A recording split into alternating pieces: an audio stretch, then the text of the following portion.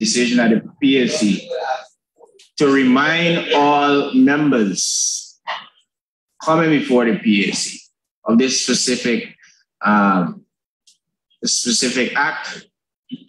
because we do not want the PSC to be misled.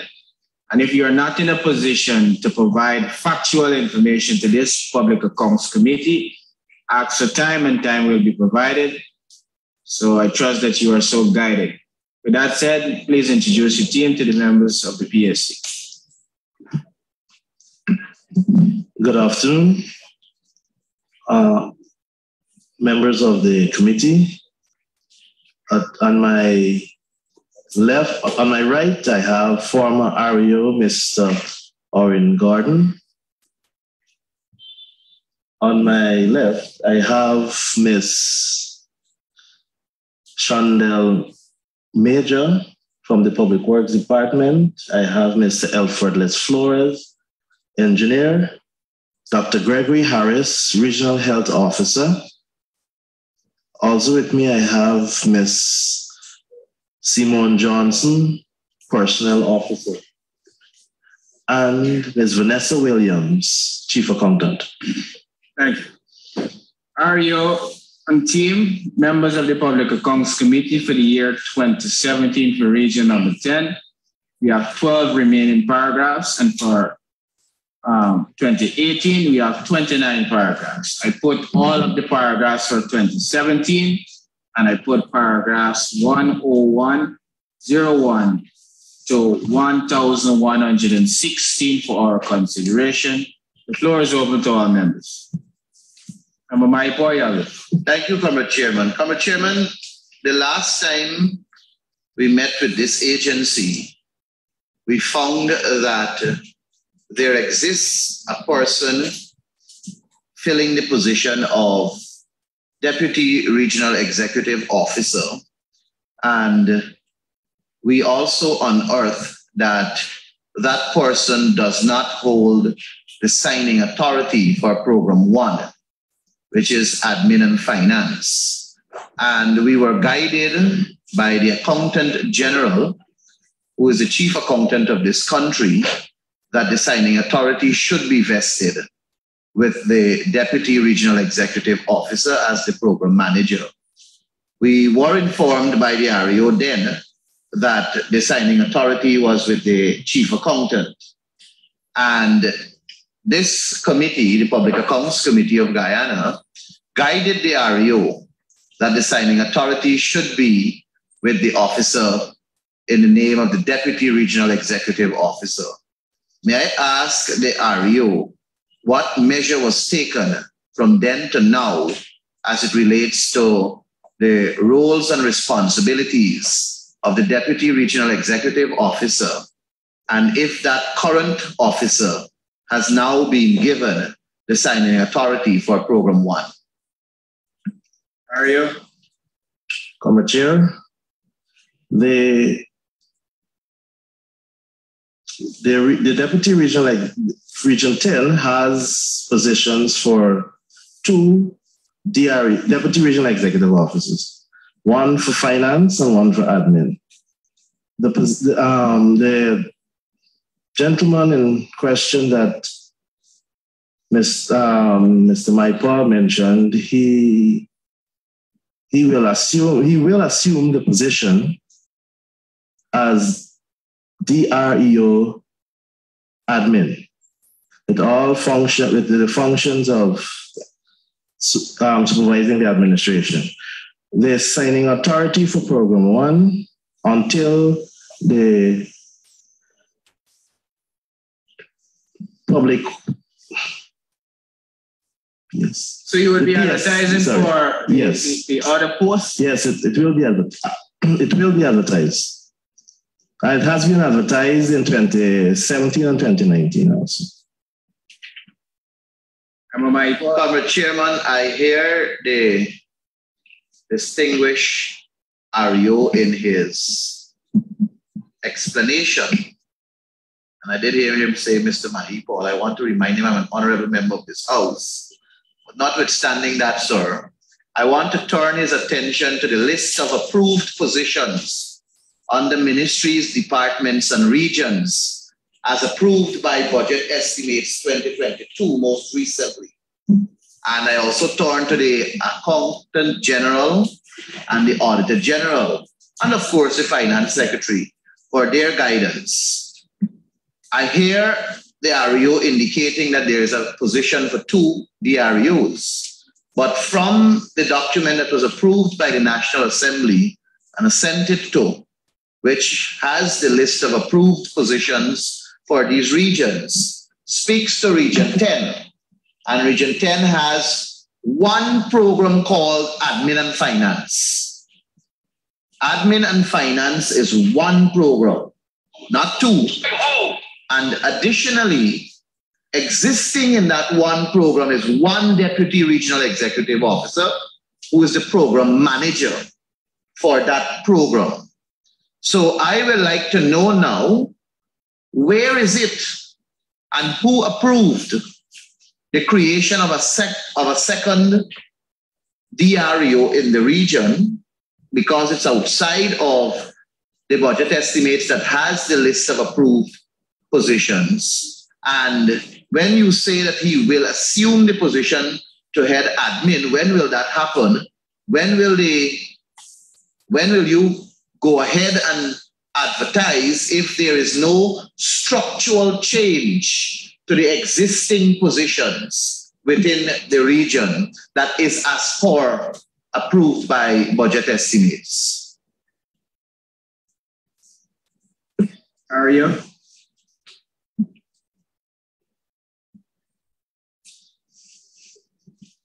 Comrade Chairman, I was guided by some correspondence that was from the Permanent Secretary, Department of Public Service, Ministry of the Presidency, dated 2017, where they would have listed a position of Deputy Regional Executive Officer Admin, Administrative to be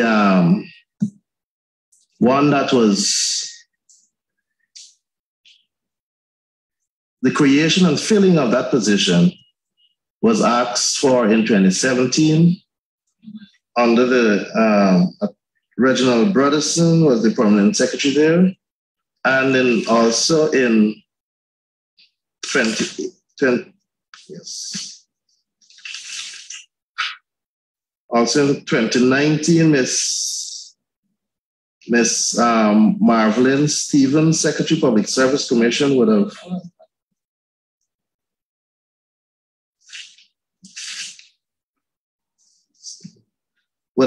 sent a correspondent, would have been written to, by the then REO, Mr. Oren Gordon, asking to fill Deputy Regional Executive Officer. So our organizational chart in Region 10 would have positions for 2 DREOs. No, I'm disagreeing with you, Comrade Chairman. I'm disagreeing with the Honorable Gentleman on the basis that, one, he spoke to circular in 2017 and 2019 that speaks to the filling of Deputy Regional Executive Officer, which is an administrative office which holds the responsibility for admin and finance, which is that one program. The only way I will have to accept the gentleman's explanation, sir, is if he shows me another circular that speaks to the creation of the vacancy for a DREO finance.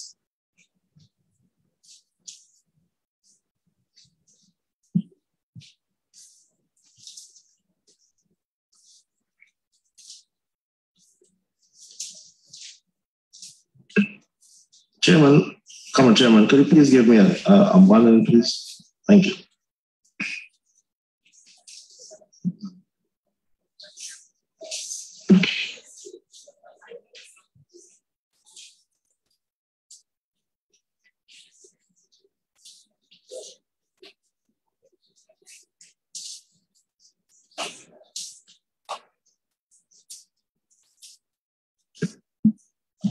Comrade Chairman. Go ahead. I would like to ask my personnel officer to respond.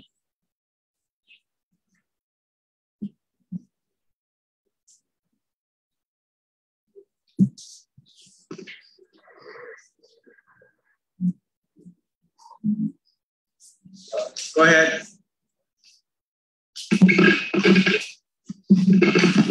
Good afternoon, all protocol observed. I am Simone Johnson, Senior Personnel Officer attached to RDC Region 10. As it relates to the question at hand, the regional administration on our authorized inventory, we have two positions of Deputy Regional Executive Officer. One with the responsibility of finance, and two, the administrative aspect of the RDC. That person will overlook the day-to-day functioning of the entire administration, which falls under health, public works, agri, all 5 programs as it relates to staffing. Now, the person in question that we speak of holds that responsibility of administration.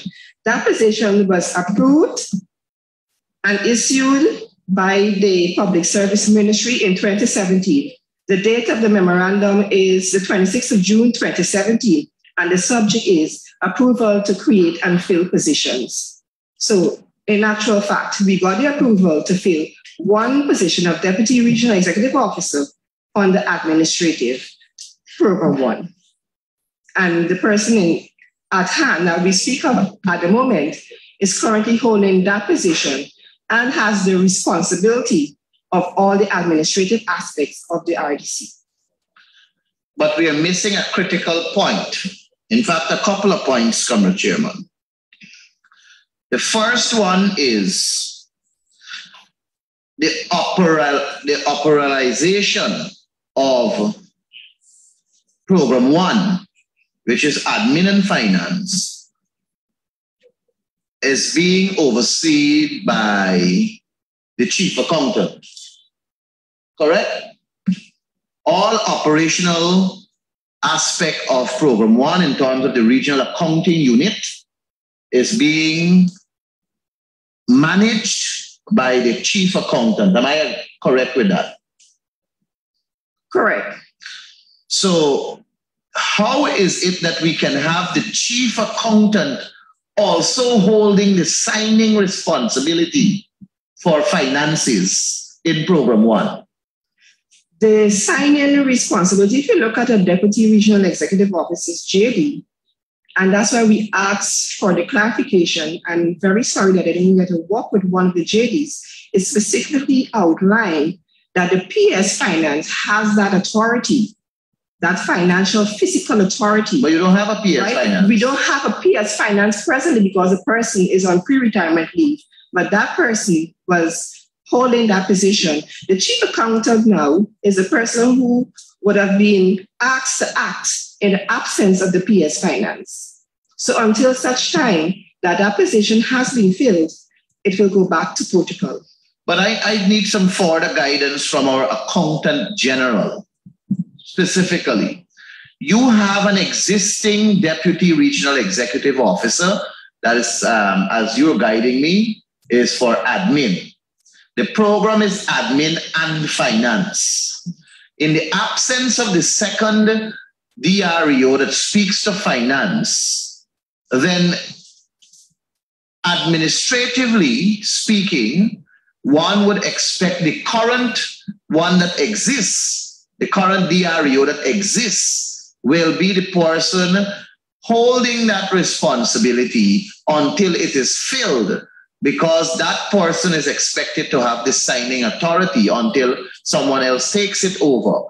My concern, additionally, Accountant General, through you, Comrade Chairman, is how is it that this region has the approval for 2 DREOs when what was approved in the National Assembly as recent as 2022 that speaks to the vacant, that the approved positions in the public service speaks to 1 Deputy Regional Executive Officer on scale 12, salary scale 12 for region number 10. So can we at least have some guidance there? Good afternoon, Chair and members. With regards to this matter and what Member Mike Paul is contention is, why is it that the region has asked for another DRU? That decision lies with the head of the contention, AG. What's your contention? My contention is that there is an approved position by the Public Service Commission and was approved by the national estimates for one DRU at salary 12, salary scale 12. What we found is that what is existing in the region is a DRU that is not heading admin and finance. If the region believes that they need another DRU and they're on the verge of advertising and they're on the verge of giving that responsibility of finance to the second DRU, fine. But you have one that is existing now. And that one, in my view, and I'm going to be subjecting myself to your guidance, that one has to hold the signing responsibility of the region of Program 1 until the other one comes or until the position is filled for the other one. You cannot take away the responsibility from the one that is there, give it to the chief accountant, and then hold the chief accountant responsible when the chief accountant is not paid for that function. Member Michael, could you give me a chance to speak? Thank you. Yeah. In reviewing an agency's operations, in terms of their HR needs, that's the responsibility of the head of the budget agency. One would assume, based on what the RU outlined, is that there is need for another DRU. And based on that, then the request was sent to at that time, it was the Department of Public Service, asking for another DRU. The designation of DRU admin does not dictate that he has to be the admin head of the program. Admin is a different responsibility as against a DRU finance. So he does not have currently, he's saying the current DRU, his designation is DRU admin, but is with the old operation, the admin operations, but not the operations of the finance. In this case here, what the RU did, because there is the PAS is on pre-retirement leave, he is now, at least that's what I think I heard, that the chief accountant is acting as the PAS. And based on that, then the chief accountant can be given the responsibility at the moment. Thank you very much for that guidance, AG. May I ask? Most welcome. May I ask the RU, who is currently acting as your chief accountant?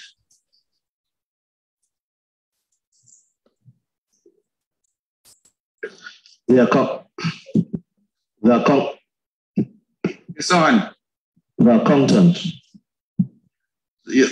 the person that you introduced is that is with us here is your PAS finance acting. Yes, sir. And you have somebody that's acting as accountant. Chief accountant. As chief accountant, yes, and accountant. Yes. And you have somebody else that has stepped up as acting. Yes, sir. So there are a set of people that would have moved up, yes, to perform those functions.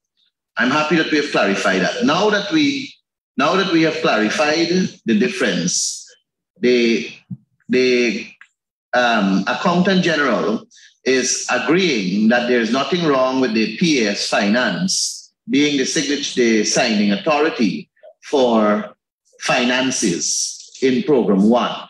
But AG, if you may guide me a little further, the approved position of a second DRU, as the RU is indicating, he's speaking to it from that there was a memo to that effect from 2017.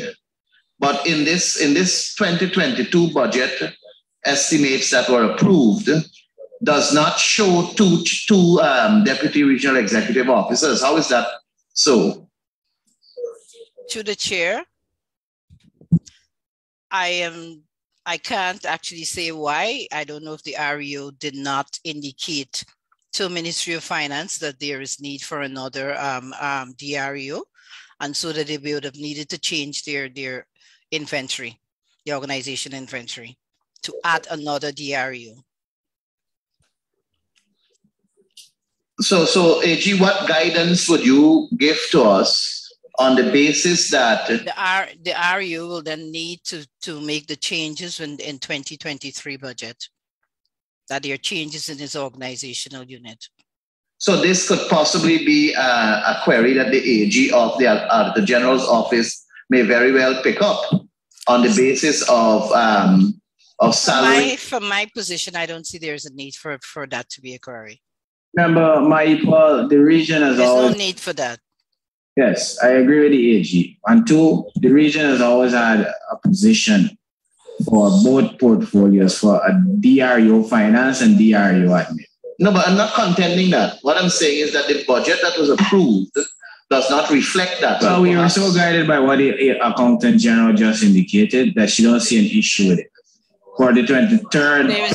There's just need for the REO just to make the necessary amendment for his 2023 budget. That's correct. Thank you very much, AG. You're As welcome. you know, we are guided by the documents that we have before us. Members, do we have any additional question? Member Siraj? Thank you, Mr. Chairman. Not on that issue, Mr. Chairman, if we can go on. 2017, paragraph 957, Mr.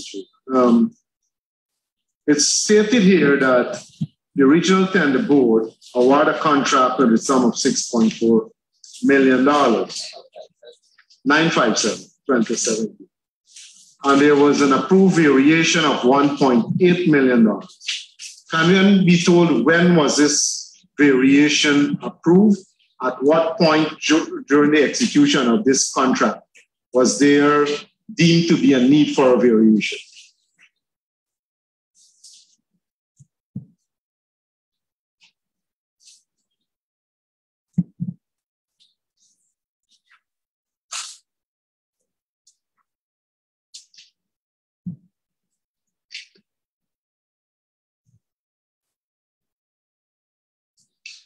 Chairman?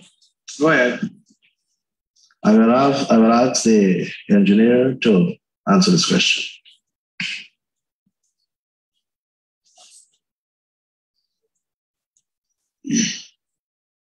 You have the floor, member. You state your name for the record. My name is Truth Chair. Our protocols established. My name is Elfar Flores. I wouldn't be able to say the exact time of the variation for that project. Why is that?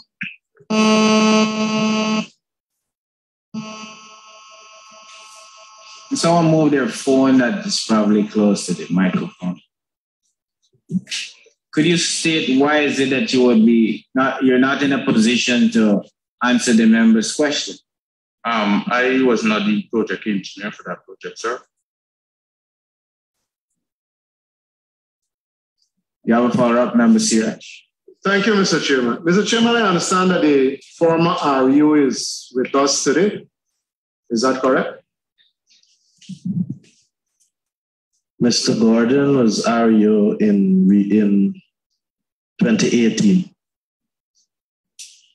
Oh, so on this particular paragraph, Mr. Chairman, there was an engineer estimate for $6.9 million.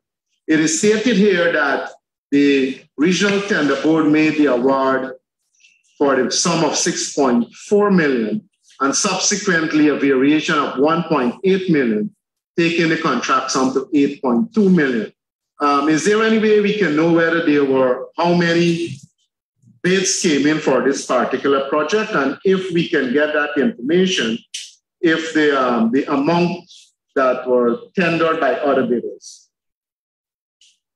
Chairman, there were 7 bids received, and the contract was awarded to bidder number 3. Meaning the third lowest responsive bidder? Yes, sir. And with the variation, would this have taken the amount higher than the other bidders who would have been deemed responsive?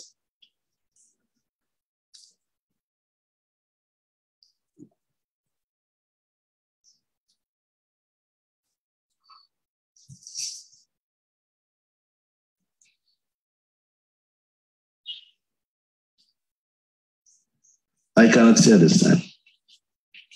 And you do not have the information, and you do not know whether the variation was deemed necessary during the course of the execution of the work, or whether it was deemed necessary at the time of signing of the contract. No comment. No comment, Chair. Mr. Chairman, paragraph 958. The job here, the engineer estimate is 9 million. A contract was awarded for 8.9 million. And subsequently, there was a variation of almost $3 million. My question is that, again, at what point during the execution of the contract was it deemed necessary to have a variation?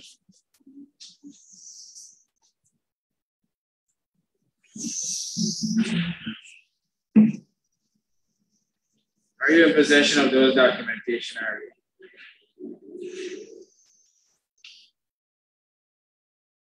Ari? What I can say, we had 10 bidders for that project. The final revised sum came up to $11,905,000, and the contract sum was $8,947,990. So the final sum was over the contract. Was over the contract sum. Member Siraj. Mr. Chairman, it's stated clearly here that it was awarded for the sum of $8.9 million. That's for upgrading of drainage system, Wisdom Street, Mackenzie, was awarded for the sum of $8.9 million. There was an engineer estimate of $9 million.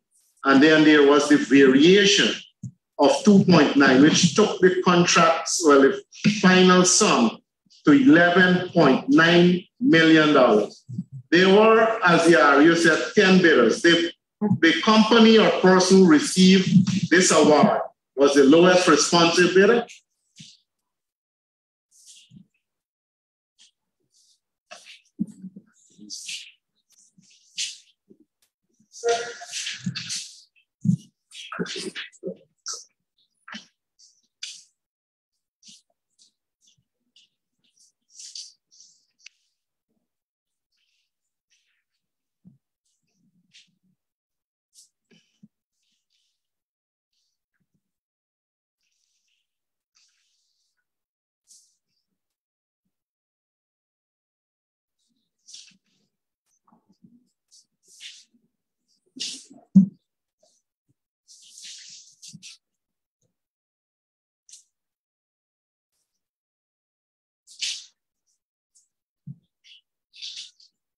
No comment, Chair. I don't have that information at the time, right now. And you don't know at what point in time the variation was deemed necessary? No, sir.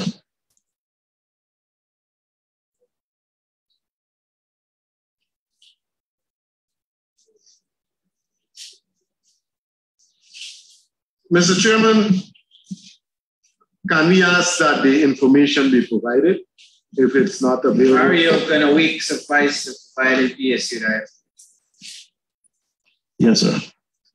Mr. Chairman, on 959, big project, I think this was the 2017, the construction of the regional admin building was awarded for the sum of 265.5 million against an engineer estimate of 249.262 million.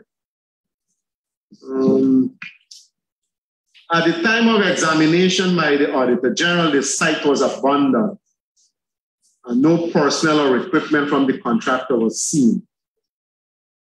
Can the REO inform PAC what is the outcome of this project?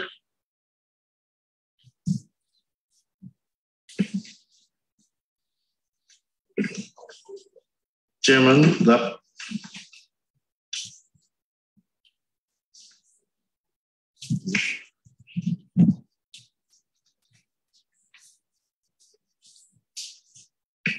Chairman, the project was terminated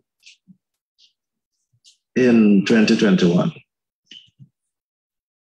There was a mobilization advance of $39 million. What happened with that mobilization advance?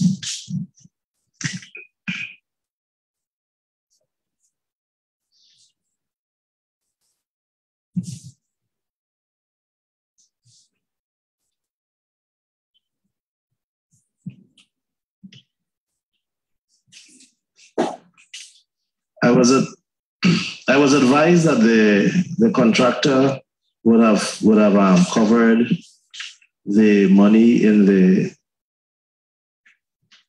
works that were done. Member Ziraj. Mr. Chairman, 961. There is an overpayment here on this project for the general rehabilitation of Christianborough Secondary School at Wisma. Can the accounting officer inform PAC if this overpayment was recovered?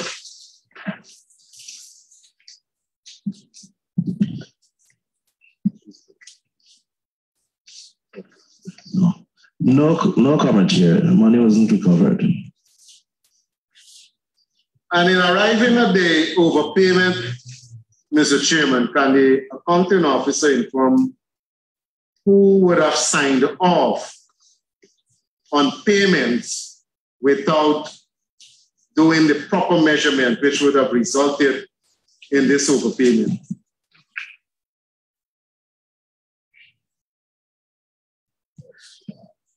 The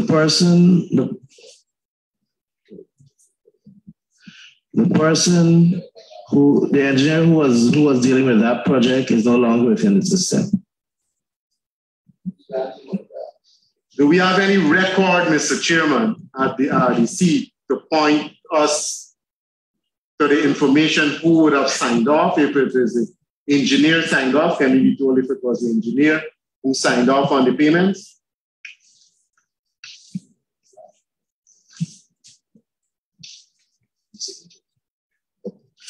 Yes, Common Chair.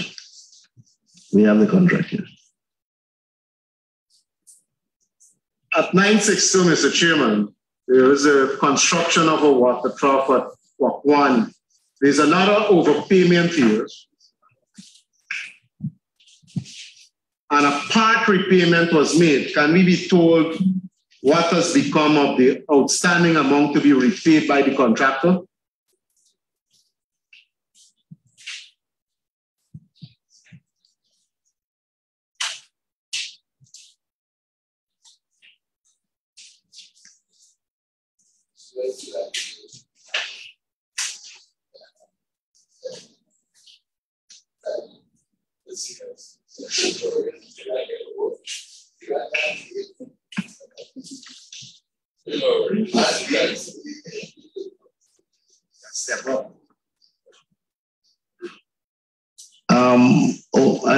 Only 20,000 of the money was paid back by the contractor so far.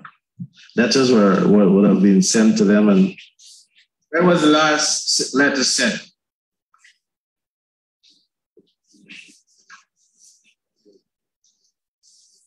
And is this contractor still bidding for contracts in the region? No, sir, he's not bidding. The last letter was sent on August 25th, 2021.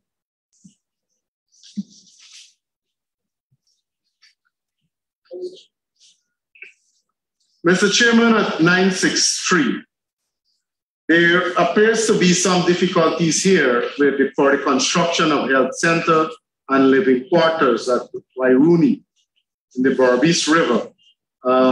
Apparently, this contract was terminated. It's not very clear how and why it was terminated, but there were a number of payments that were made, including an advance payment of 3.9 million. The contract sum was 9.1 million. No, sorry, the contract sum was 19.6 million. Total payments made would have been $9.1 million. And at the time of examination of this project, the site was abandoned and contractor demobilized. According to the Auditor General, it would appear that the actual basis for termination of the contract could not be determined. Can the accounting officer inform PAC if the monies paid were recovered? Yes, Comrade Chair. And the contract was terminated with the contractor, and it was given to another contractor, and the works have been completed since.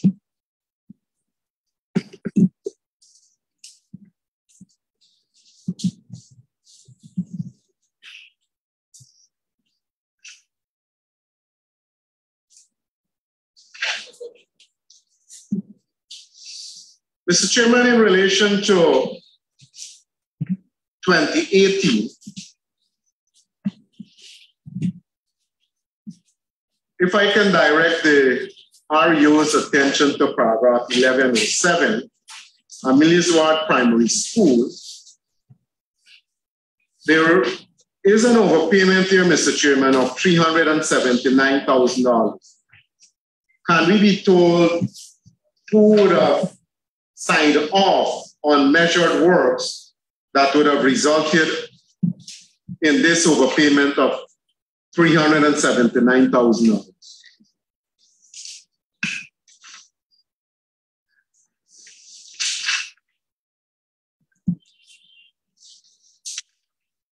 Where are you? The person who would have signed off on this project also is no longer with the RDC. And my knowledge is out of the jurisdiction. So the person made a number of small repayments, but they are now, the contractor is out of the jurisdiction of the the person signed off. And is there anyone else following up on the overpayment? Yes, sir. Letters were sent to the contractor in 2019, and the last payment was made. The last payment was made in 2022, and March is here. Is the contractor still bidding for contracts in the region? No, sir. But there's some progress here. Mr. Chairman, can I move on to 1108 with your permission? Go ahead. The contract for external work, the RDC office in Ichuni. This is not a big contract, but the overpayment is huge compared to the overall contract sum, $661,000. Who would have signed off on these payments that would have resulted in this overpayment?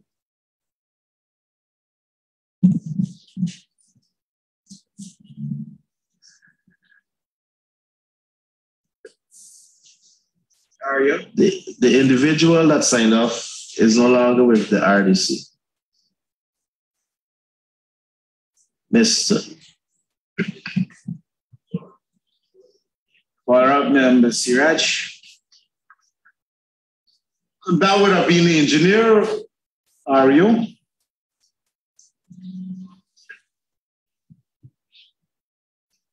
Yes, sir.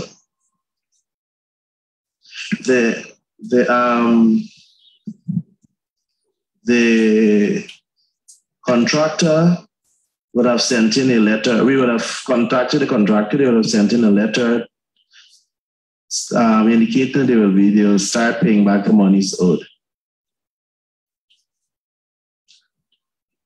Mr. Chairman, can I ask the Auditor General here at paragraph 1109?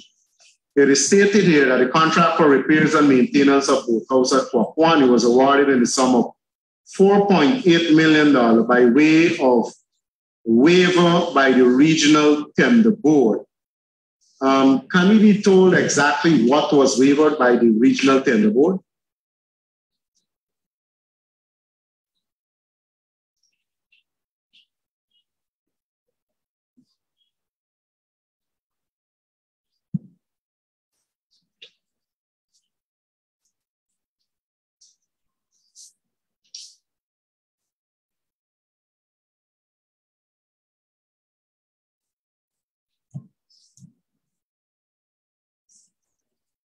There's a question to the Audit Office, Mr. Seabright. Right. The contract for repairs and maintenance of boathouse at Kwakwani was awarded in the sum of $4.8 million by way of waiver by the Regional Tender Board. Can we get some clarification on what was meant by this sentence here? From the Audit Office? That is correct, Mr. Chairman. I'm reading from the Audit Office. Where is it?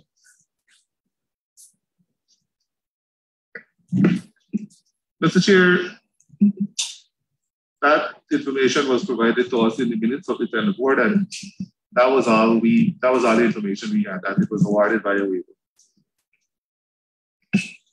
Was this project advertised, or am I to deduce from this statement that the Regional Tender Board waived the requirement to advertise for this project?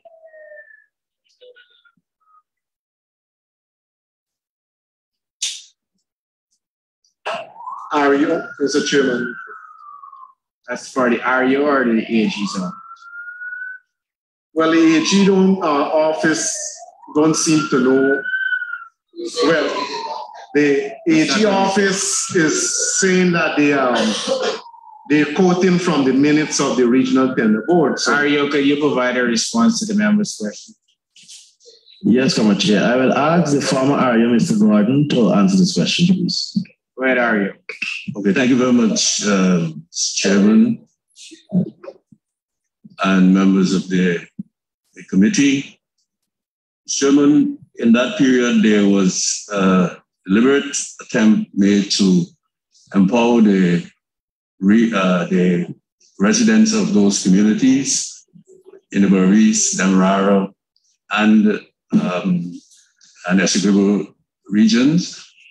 And through the process of community participation, there were several projects that were taken out and given to the NDC in the case of Kwakwani, and the community, the Tushao councils, or the councils in the various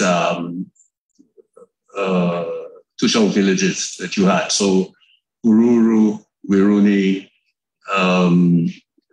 Sandhills, all of those, including Riverview, Rockstone, they were all given projects under this method of community participation. There was a maximum limit of $5 million, and so the tender board had to waive those requirements so that they can participate in the projects. Noted. Thank you, former Mr. Chairman. So this project was awarded to the residents of this community. And on the matter of overpayment, I noted that this is being contested. Has this matter been settled by now?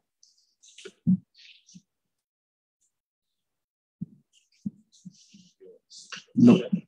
Are you? To date, no, sir. we would have sent letters. Letters were sent by the former RU, indicating that there was an overpayment of 583,000. But no response and no monies were sent back to the region. Mr. Chairman, I think this is a matter for the accounting or the budget agency and the Auditor General office, because the Auditor General is claiming that there was an overpayment, but it is stated here that the head of the budget agency was contesting that finding. So I'm asking if this matter has since been resolved, because I think if the head of the budget agency or the accounting officer is saying that there was no overpayment, then the matter would have had to be clarified with the Auditor General so as to do some kind of reconciliation between the findings of the Auditor General and the claim being made by as it's stated here, the head of the budget agency. Was any effort made for this reconciliation to be done? Common Chair, I will ask Mr. Gordon to answer this question, please. Yes, during the period that I was in office, that there were efforts made to, and the Auditor General was written on the matter, indicating that we need to have a revisit done of the project, because at the time there were issues with electrical installation and all of that, and we had found that the installation was there. There was light in the boathouse. In addition to that, the guard hut was not, we didn't see any estimate or anything like that made for the guard hut. So we really needed the Auditor General's office to come back and to assess the guard hut and the boathouse with the lighting and all the other fixtures that have been attached, and to then make a determination as to what exactly is owed to the RDC.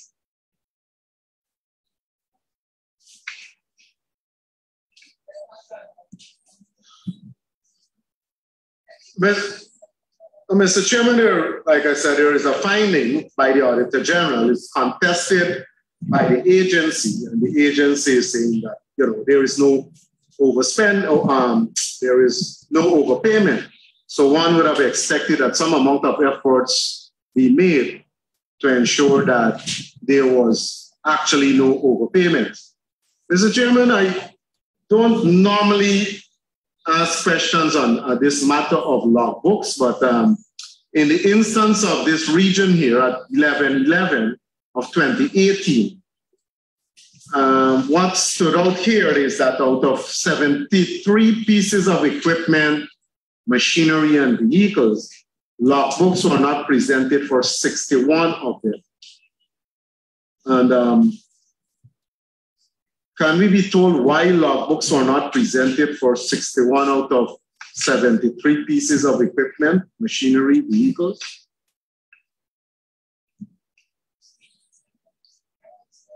Common Chair, I would like to ask the former REO to respond, please. Thank you. Thank you, Mr. Chairman. Honourable member, it was a sore issue when I joined the system and found the same problem. It was not something that only came from the Auditor General's office. It was something that also came from the Ministry of Finance, in that they came and found that these books, and the officers were called in, the internal audit department, small one that we had, albeit, was called in to deal with it. The transportation officer was also pulled in to ensure that these books were fixed. And so I guess by now we are in a better position than we were at that stage when you said 60 versus 70. At least by now we should be in a better position because the process had started since then.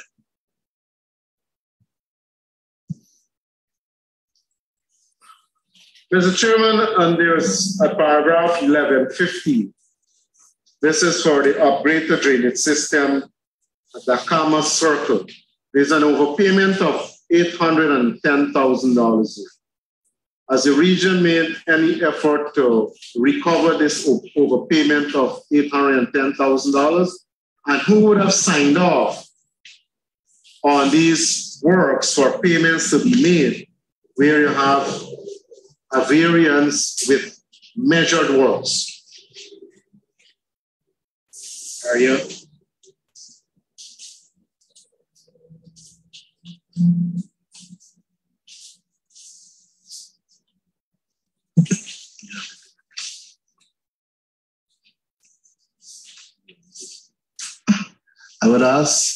With your permission, ask Mr. Gardner to answer the question, please. Thank you very much, Chairman. Honourable Member,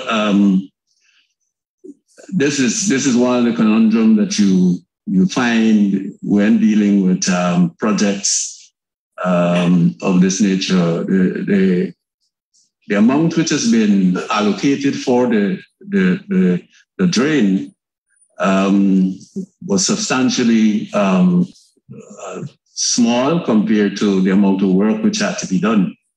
And as a consequence, there was a problem whereby the drain, the concrete drain, it was finished like halfway up the street from the rest of the residents. And so there was a major social upheaval in the community for building drains and leaving the drain, half done going for the rest of the area.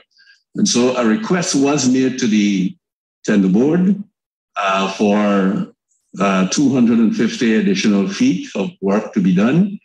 And that was granted. And so based on the engineer's estimate versus the what was budgeted for, what was contracted, the amount which is the contract sum, it was permitted by the administration for the work to be done.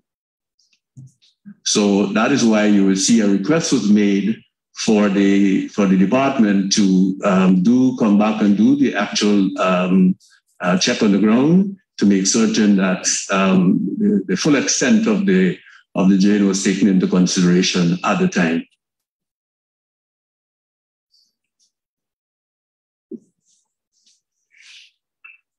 Mr. Chairman, if I can move on.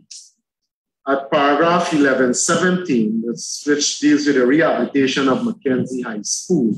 Actually, I didn't put 1117, but given the fact that you had it there, I put all of the remaining paragraphs of 2018 for our consideration. Proceed, member. Sorry, Mr. Chairman. At 1117, there was an overpayment here, Mr. Chairman, of $2.6 million.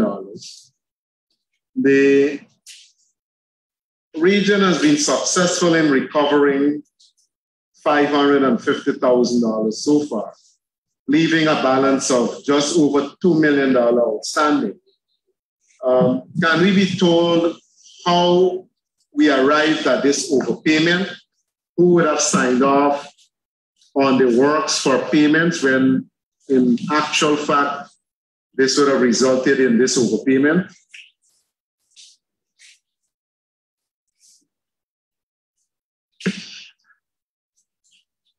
Common Chair, I would like to ask Mr. Les Flores to answer this question, please. Regional Engineer, you have the floor. Through the Chair, the contractor did remedial works to a value of $1,696,479. And he repaid a sum of $550,000. That's not the question that was posed to you, sir. That's not the question that was posed. You repeat the question, member Siraj. Thank you, Mr. Chair. Mr. Chairman, it was established there was an overall overpayment of $2.6 million. The contractor would have made two payments totaling $550,000. So my question is, who would have signed off on these works being done when it was established by the Auditor General that they were overpayments? And secondly, what efforts are being made to recover the outstanding amount of $2 million, just over $2 million? The engineer in question, through the chair, the engineer in question, I was the engineer that signed up on the project. And the Regional Democratic Council has written the contractor to recover the regional administration, sorry, to recover the remaining amount of money. In signing off on payments, because someone has to sign off before payments can be prepared. These overpayments you would have signed off on works completed without actually doing the measurement, and this would have resulted in the overpayments.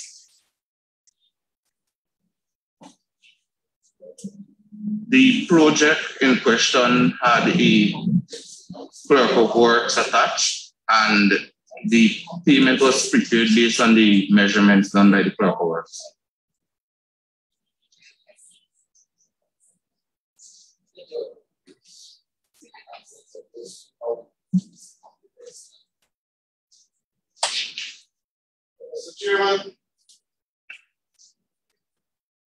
Mr. Chairman, through you, I hope that more attention will be placed on ensuring measured works. Works are measured before payments are recommended to be made, because there are a lot of overpayments in the execution of this particular part of the program. And I direct your attention to 1119, paragraph 1119, which shows that there have been an overpayment of $7.245 million.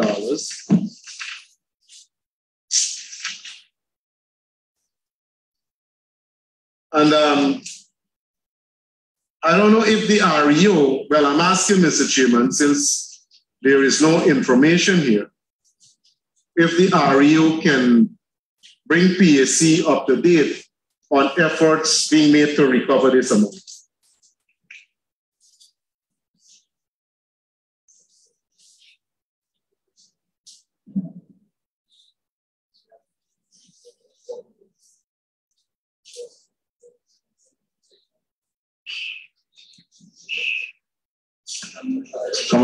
Comment Chair, could you just give me a minute, please? Thank you.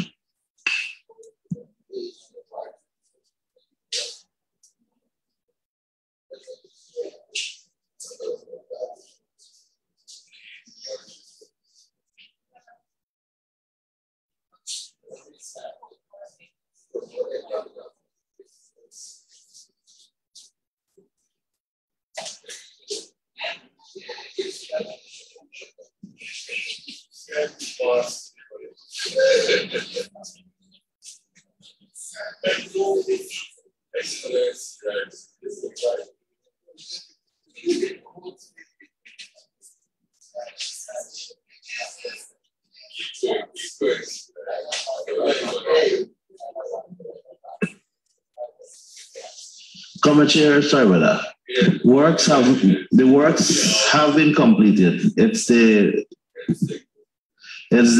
construction of the Amelia's Ward Health Center for the sum of $24.575 million.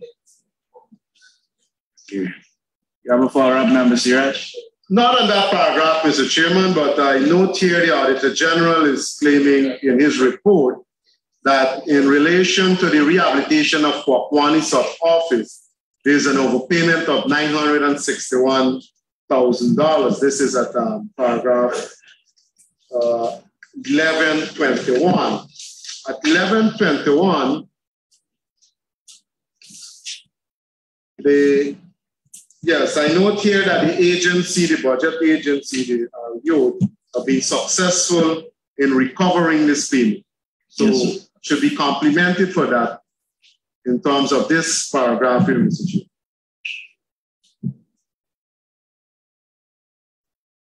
Go ahead, Ari.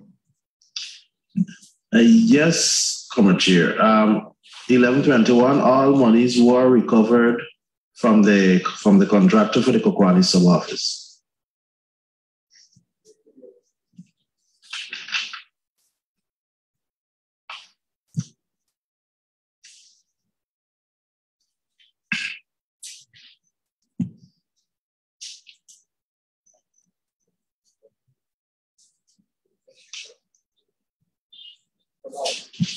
Member Maiboy.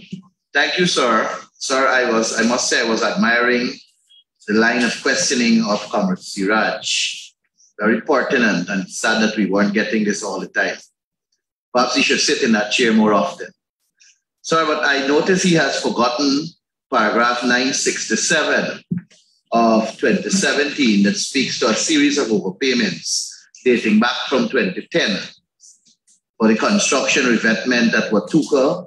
We have extension of Farm to Market Road, construction revetment at Fox Road, Hillfoot, and a series of other projects from 2010, 2011, and 2012.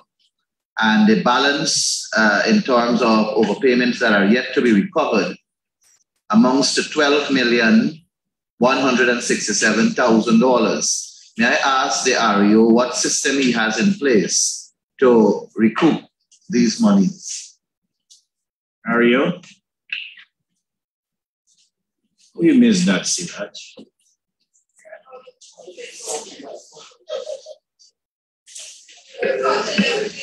That delivery? Yes.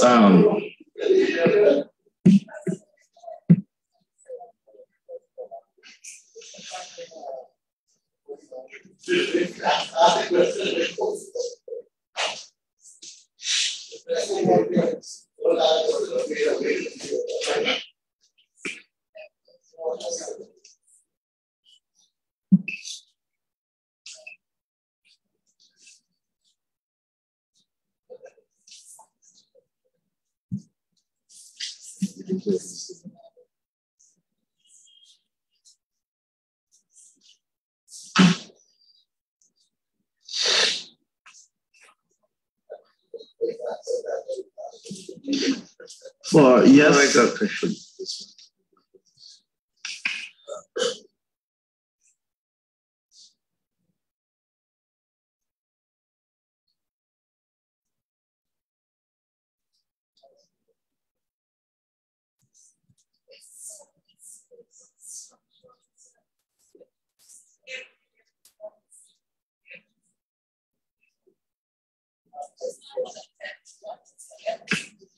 Comrade Chair. Go ahead. For 2010 construction of Mabura fence, at Mabura Nursery School, we will have, out of the 396,000, we have recovered 100,000. For the construction in 2012, for the construction of the Medex House Hururu, we will have recovered all the money. But we still have the others outstanding that we are making efforts to recover. Can you go that back one more time for the construction fence at Mabura Nursery School? We will have recovered 100,000. This is in addition to the 296,000. Also, after 2017, you recovered some more. And yes, the one with the Medex at Hururu, you recovered all you said. This was after. Yes, sir. And the others you have to recover. Yes, sir. Still. Thank you. What system you have in place to recover them? We continuing to write the contractors? We continue to write contractors and calling it. So from 2010 to now, that is 10 and 10. That's 12 years. 12 years ago, they're not making any effort. And if not, what is your intention? Are these said contractors still bidding for contracts in the region?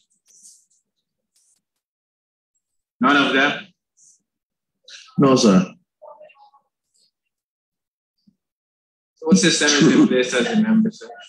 We will continue to write and engage them.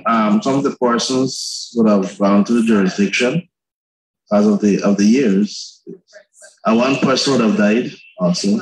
So well, I guess, sir, that you should, if I may advise, seek some guidance from the Attorney General Chamber, engage the Finance Secretary, so that we can at least get these outstanding amounts cleared, especially for the one person who passed away. And I'm sure that if there are any legal guidance and advice that can be given, but we must engage the AG's office, the FS, and of course, through your permanent secretary, we can ensure that we get these things sorted out. Thank you. Thank you, Honourable Member. At times. Mr. Chairman. Go ahead, Member. Thank you, Mr. Chairman. Paragraph 1103, 2018. Procurement of drugs and medical supplies in the amount of 141.535 million. An alarmingly identical number to what was in 2017, the exact amount actually. But what it says is exactly what happened in 2017, which is 130 million was warranted to the Ministry of Public Health, and 11.515 million was spent by the region. The total cost of items delivered January to December 2018 amounted to 197 odd billion, which left a shortfall of about 67.4 million. Now, do you have the materials or the documents which is the requisition and issue vouchers to allow for a reconciliation of these amounts? Yes, Comrade Chair. And has there been a reconciliation of these amounts? We are in the process, Comrade Chair. You are in the process? I don't understand. I would ask my RHO to. Sure. Well, Mr. Chair. With your permission, sir. Go ahead. Exactly. I'm Dr. Gregory Harris, Regional Health Officer. Mr. Chair, to permit me to follow established protocol. Now, with respect to the drugs and medical supplies to the region 2017-2018, one of our major issues for the discrepancy that is being unearthed here is that the region would have received a single bill for medical supplies to the region. Both, which, when I said one bill, it would include LHC, which is a Linden Hospital Complex, and the Regional Democratic Council. However, for information's sake, the Linden Hospital Complex is a different budget agency as compared to the RDC. The Linden Hospital Complex is being managed by the Ministry of Health directly, while RDC, we normally manage primary health care. However, one of the first steps that we had to take in order to reduce these discrepancies, we asked MMU to separate LHC from RDC. That was done, and reflecting on the values or the cribs that was supplied to the RDC, all of those, the drugs and medical supply, they don't have corresponding costing for each and every value. For example, in 2017, the total known value dispatched to the RDC, given account for $95 million, which is basically 58% of the total that was dispatched. And MMU would have provided an estimated value of 42%, which is around $40 million, which gives you the grand total of 135. Likewise, same thing happened in 2018. And this is because all of the items that was supplied to the RDC doesn't have a corresponding cost value from MMU. Well, that's what the Auditor General said.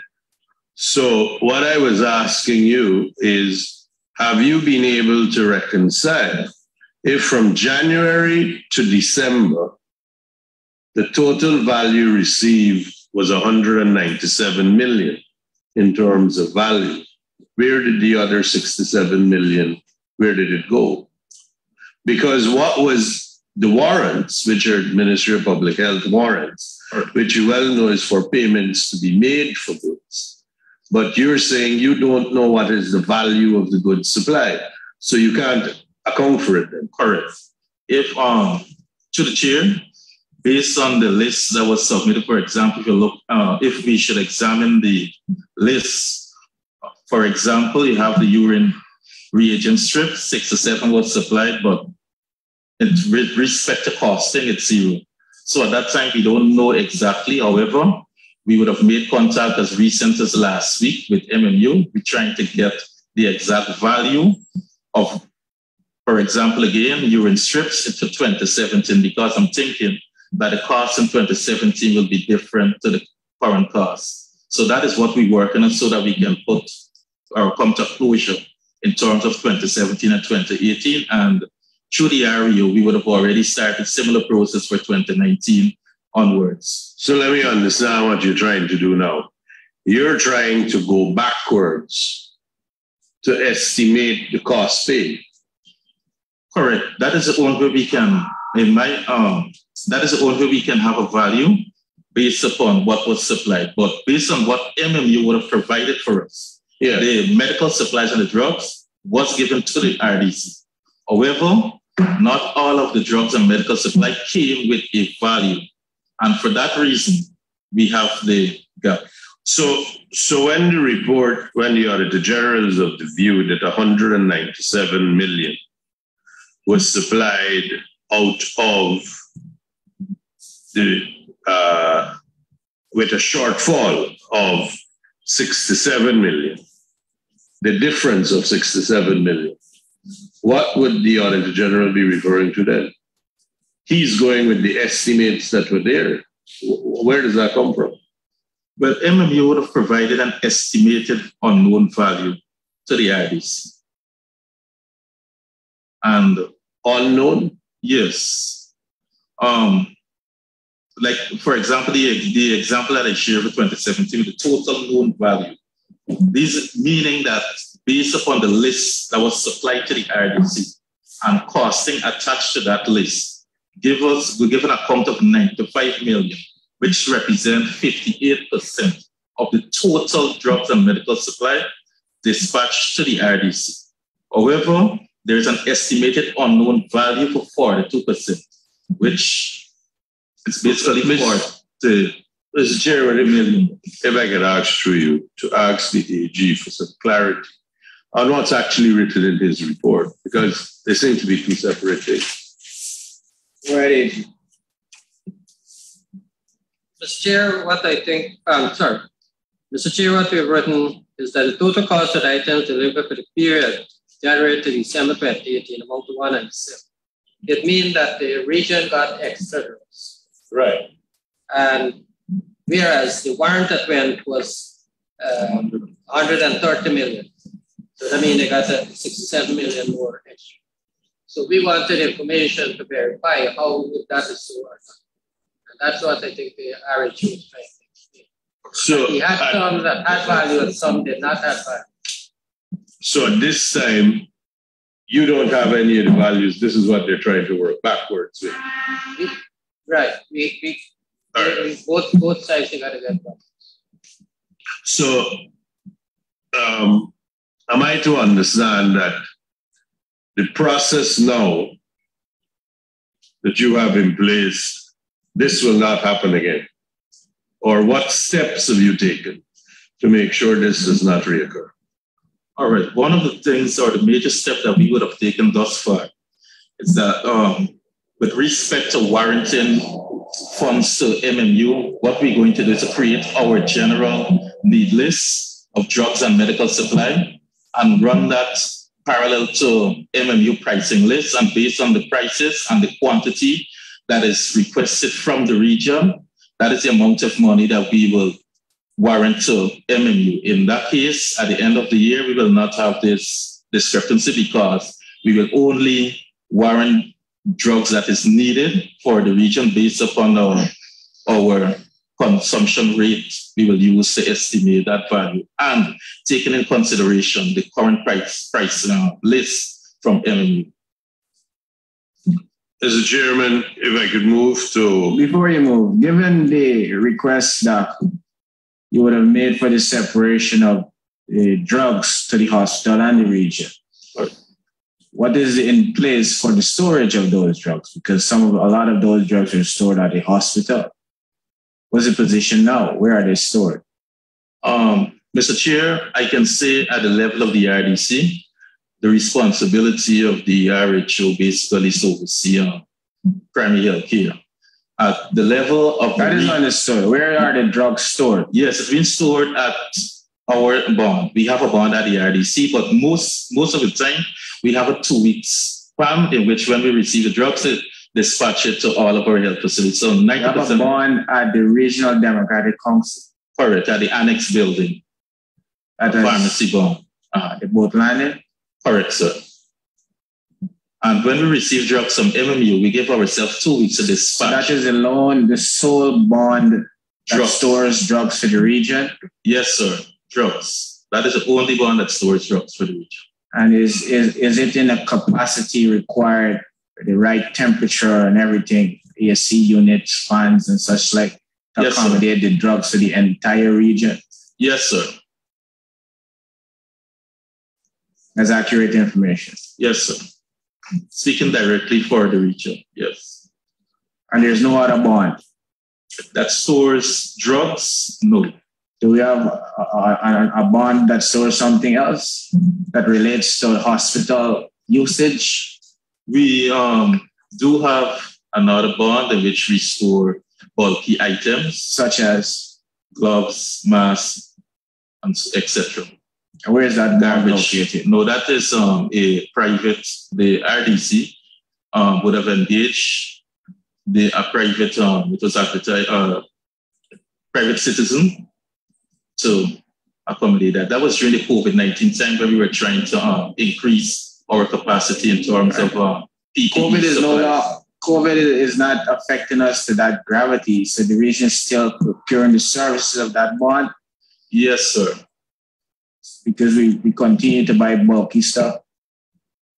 Was that bond advertised to the public so that other interested persons could have made a bid for that bond? Yes, sir. Do we have a copy of the advertisement here? I will ask. Yeah, really. The copy of the ad would be sent to the committee also. What is the fee being paid by the RDC for the rental of that bond?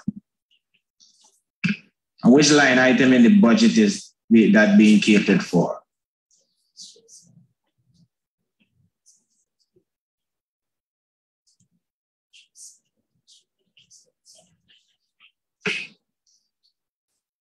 Formation was sought through Ministry of Finance. The amount is 900 and something thousand a month. I don't have the direct figure. Permission was sought for what? For the rental of a bond?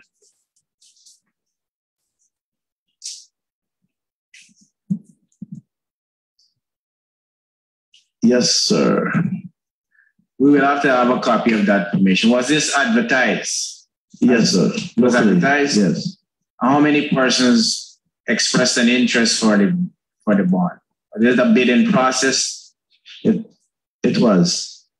I have all the documents at the region. Is it a contract for a year or is it longer than a year? A yearly contract, a 1 year contract. Is there an intention of the RDC to continue the rental of this bond, and if so, for how long? The contract, at the end of this contract cycle, at the end of the year, we don't have no intention of having it anymore because all of our PP bulky stuff would have been distributed, and MMU won't be. I'm confused. Is the RDC going to procure more bulky stuff during the remainder of the year for the contract to be still in effect? For the foreseeable future, sir, yes. And what would the bulky stuff be again? I could understand the nature of the need for the bulky stuff, which would be gloves and such like, COVID masks and such like. But besides that, is there any additional supposedly bulky stuff this bond is storing? And what is it? Do we have a list of items of the materials or whatever it is that is being stored in that one? That list can be provided. Can we have some idea of some of the items? I will ask, with your permission, the RHO to give a list. RHO. Yes, sir. Face shield, face mask, and sanitizer, garbage bags, Macintosh, gowns, the various types of gowns. This is only for the hospital uses, or are these being stored for the schools as well? Primary health, but we do assist education once the request is made. Are you aware that the schools in the region aren't in possession of these face masks, as well as masks for facial masks to assist with the protection of the kids for COVID, which still is with us? When requests come a chair, when requests are made through the health department, through the education department. Do we have your education representative here? No, sir. Ario, let me advise you, whenever you're making an appearance to the Public Accounts Committee, come with all of your program heads. Can we have an idea what the size of this bond?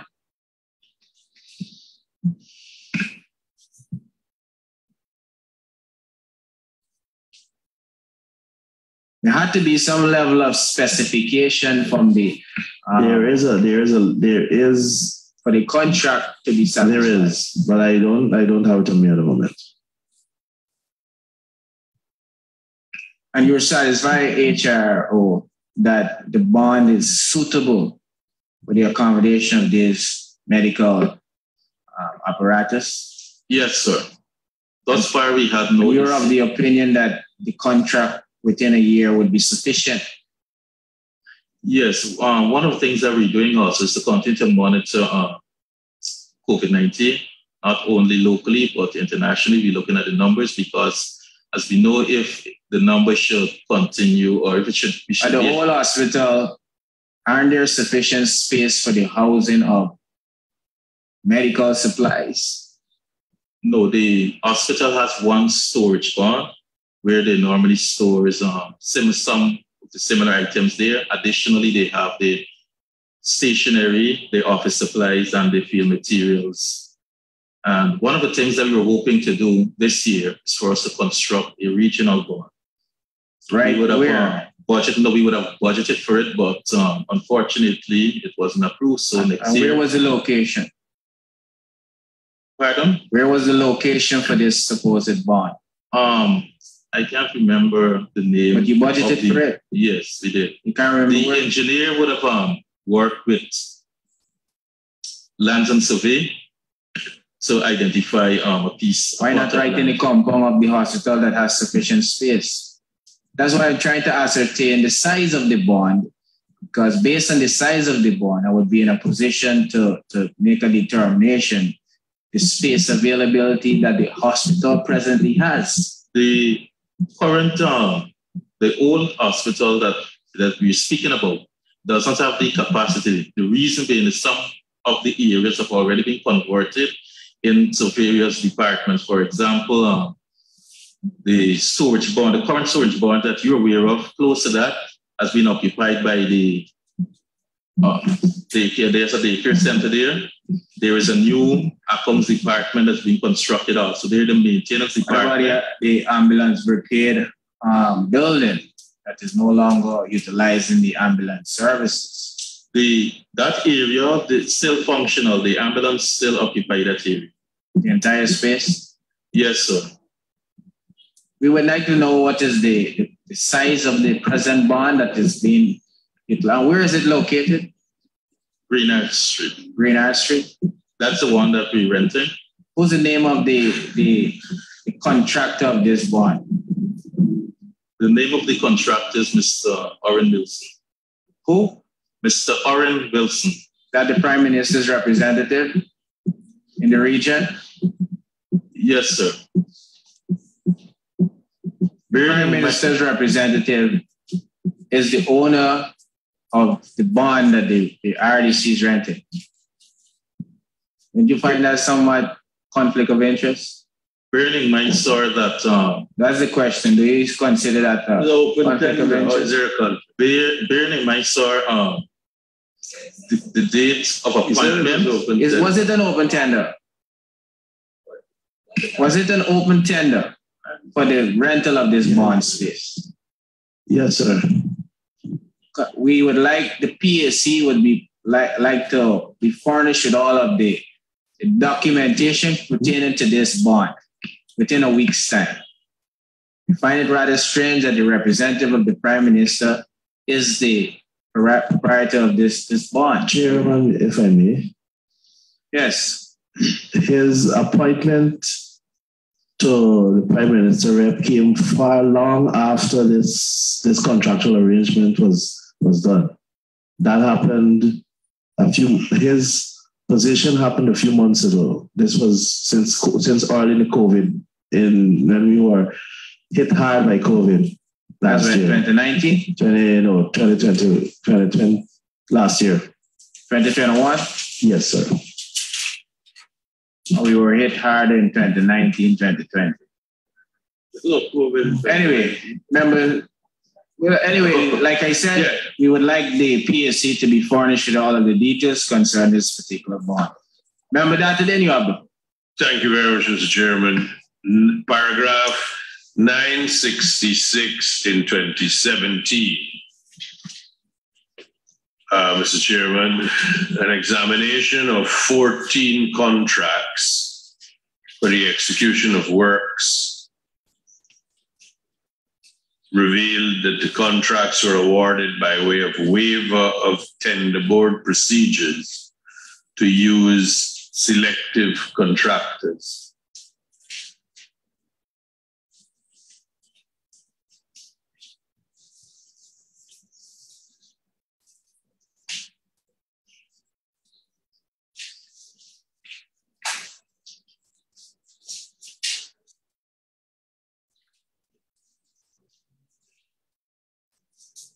The question, Mr. Accounting Officer,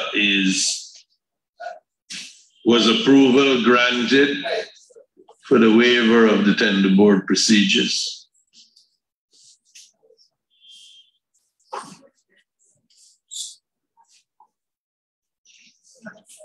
Are you? Chairman, just give me a minute, please.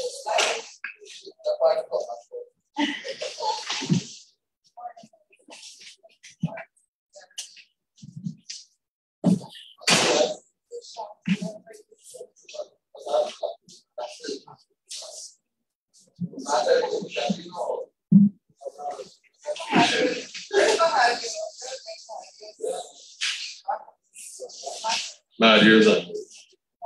Yeah.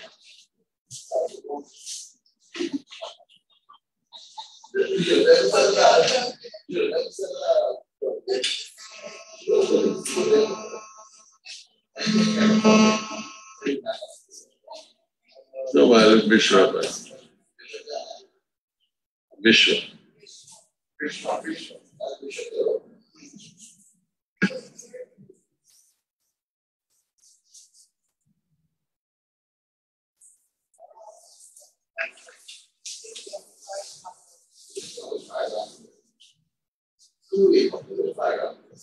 $966, 2017.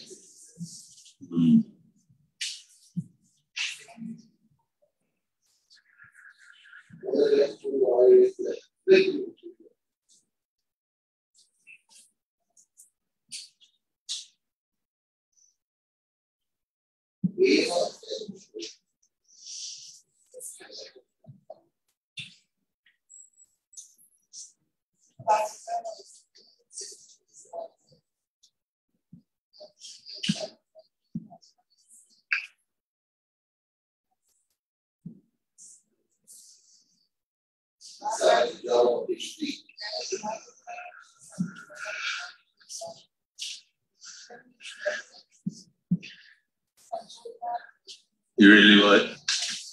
Yes, Comrade Chair. All I have in my possession, I would have the 14 works that were executed to a sum of 18.3 million. But presently, at the moment, I don't have the information if the tender board would have granted these instances of waivers for these works. So there's no record of waiver. Were the engineer estimates provided?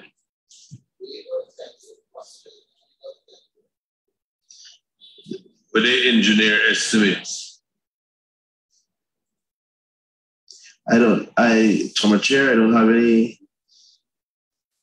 information on that at this present moment.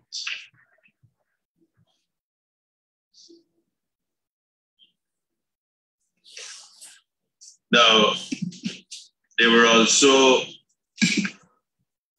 14 contracts valued at 38.567 million, which were not awarded to the lowest or most competitive bidder. And no reason was stated for this as to why this happened. Same paragraph 966.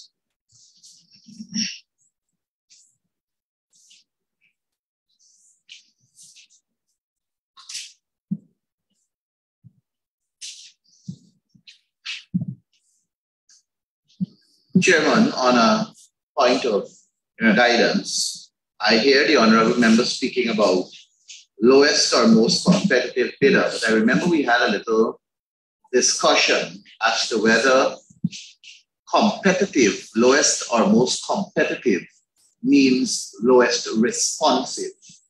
So I would just like us to refresh our responsive bidder. This is 33, it's not 32 plus 1. Again. This is 5 versus 4. And 4 is winning. I don't understand why you think. No, but we got to clarify that because my understanding of most competitive has to do with the person having their figure as the lowest. And most responsive means that they satisfy all the criteria. So you can be the lowest in terms of your figure, but because you did not satisfy the full criteria, you are not the lowest responsive. But the legislation has one word, and you could go on with everything else you want after. Yeah, the legislation is clear. Responsive. Responsive, it speaks. Yes. Good, but the word that is used here is most competitive or lowest bidder. So my query has to do. He wrote that word. I wrote the law. No, I just want us to bear that in mind, that a person can have the lowest figure. Lowest competitive bidder means the lowest number. Yes, lowest number. Yeah, that's but why it says lowest score. They may not get the job because they did not satisfy the entire criteria, which does not make them lowest responsive. Yes, that was heavily debated, and we would have asked. Yeah, but the law also says very clearly it should be awarded to the lowest bidder. Responsive. No. That comes in the quantifications as to why. No, the law is very clear. Okay, let me. Yeah, best. The law, as remember that then it explain, right, has lowest responsive. The word competitive was engineered by I don't know who. Exactly. It's very clear. Lowest responsive means that you satisfy the administrative requirements. The law is fair. You have the lowest price. Unless the responsive becomes relevant then. Make up what the law says. So I responsive. Court. I don't care. I'm telling you. Yeah, but now you don't read what the law says, and the law says lowest responsive. The rules are that it goes to the lowest bidder. No. Let's allow the expert to give guidance. FS, go ahead. Here what goes to the bidder after the lowest responsive is the explanation why. Okay. FS. What we're saying is that the person must be responsive, which means they must satisfy all the administrative requirements. NIS compliance, GRA compliance, submitted a bid security. So once they satisfy these requirements, then we look at the that is how we interpret that section of the law, right? Dealing with that deals with the selection of the best contractor. So you must be responsive, and you must submit the lowest price. What I wanted to say, though, Chair, right, was that I noticed in 2 paragraphs that the tender board, the regional tender board, granted waiver. I don't know that the tender board possess that power. Member Datadin could correct me if I'm wrong, but based on my reading and understanding of the law, the tender board don't have that power. I don't know where it got that power from to grant waivers. Right? That's misguiding of yourself. So this is something that we need to correct, Chair, because we don't want officers to be involved in any activity that may conflict with the law.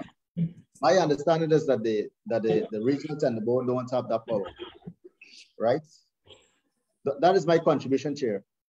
I hope I was clear. So the regional tender board don't have the power to waiver that. Exactly, Chair. So I could understand if the region wants to invoke community participation, and that is provided for in the law. But by invoking that method, you don't have to waiver. There's no need for you to grant a waiver, right? So I think the tender board erred in this particular instance. We just need to let them know not to repeat these mistakes. Ario, have you waived any tender board requirement as passed based on what the FS is saying? Has that been done under your tender?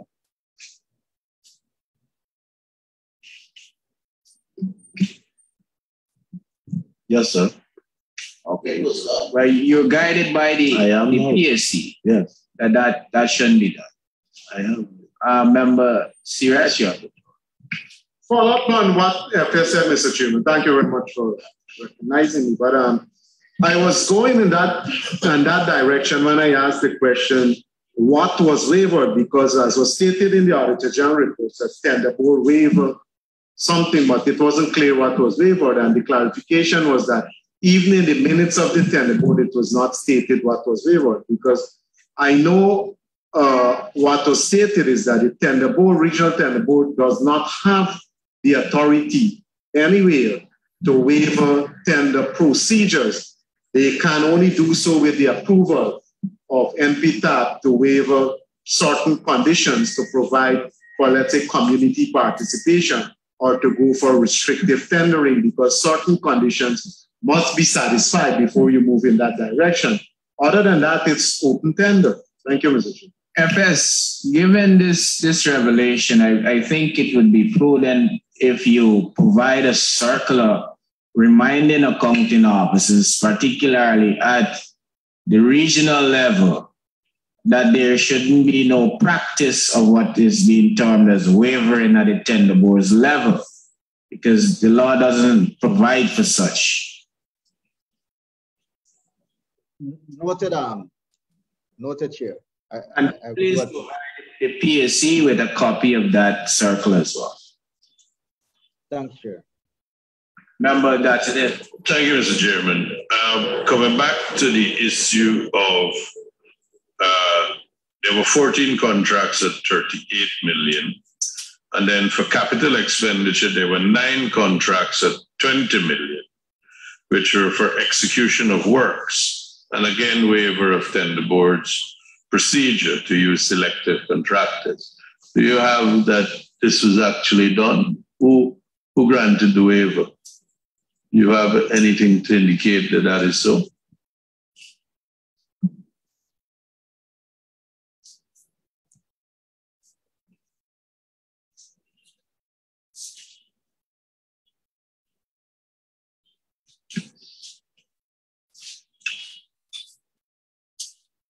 Are you? Comrade Chair, I don't have any information at the present moment on that. It can be provided.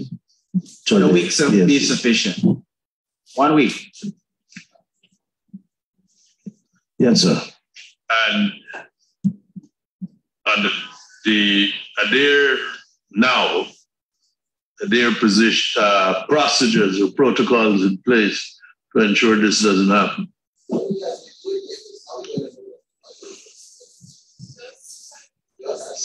Well, Yario has indicated to the Public Accounts Committee that he was participating in such a practice.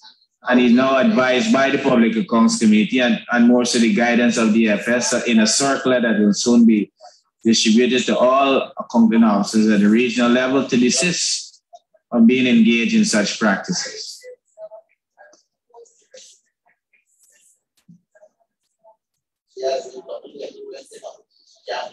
Members, do we have any additional questions for this agency? Mr. Chairman, I just want a follow-up on 959 in 2017. I asked some questions about it, but this is an important contract here because it's a construction of the regional administrative building. I did ask some questions, but the clarification wasn't forthcoming. What is the status of this project now in terms of the construction of the regional administration building? Yes, Ario. What's the position? Presently, Comrade Chair, the building is still at the foundation level. It has floor level, sorry. It has been terminated. The contractor was Chunks Global. It has been terminated. Was there any provisions in or any representation in the preparation of 2022 for the rebuilding of that regional office? Yes, sir. And it wasn't awarded? It wasn't awarded. Will it be put again in 2023 budgetary preparation? Yes, sir. I mean, given the state of how the regional administration had to deal with the situation of COVID, and besides COVID, there has been significant growth at the Regional Democratic Council. There's space that is lacking. So and I believe you would agree with me, Ario, there's need for a new building. Won't you agree? Yes, we need more space at the moment. Okay, so we are expecting that you would make the necessary representation for the budgetary, in the preparation of the budgetary document for 2023 for such a building to be established. Noted. Member Siraj. Mr. Chairman, I agree that they need more space there also, with similar to your observation. But my final question on this part, is this matter in court? Is there any dispute between the RDC and the contractor as it relates to this particular project? No, sir.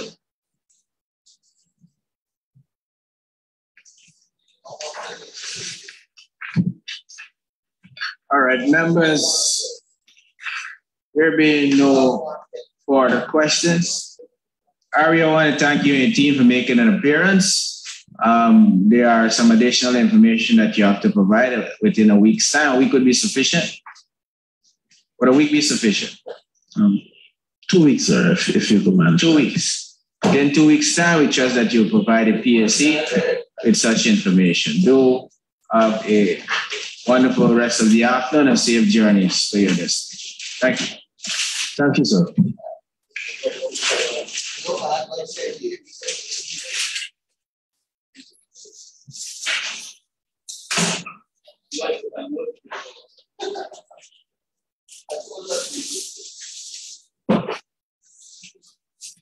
Members will look to item 2 and 3, the supplemental information, and we will put back on the agenda for